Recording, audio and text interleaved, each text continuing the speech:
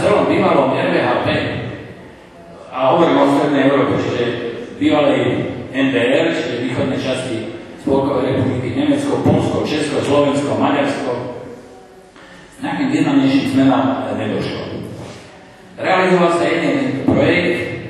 V prvých dňoch, keď začal fungovať v 96. roku, bola z toho každého hlava, lebo bolo jasné, že tieto náklady na tú prevádzku budú enormne vysoké. Aby ste si to predstavili,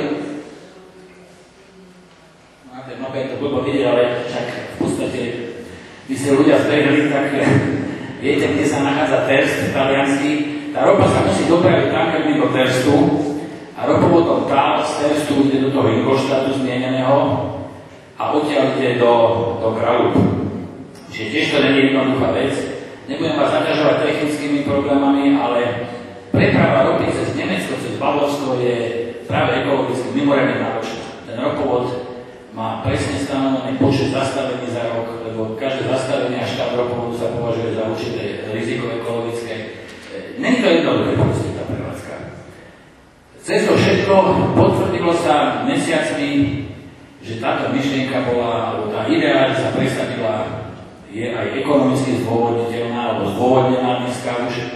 A Česko môže byť proste veľmi spokojné, že sa do tejto, že našlo vtedy takú odvahu a tento ropovod postavil.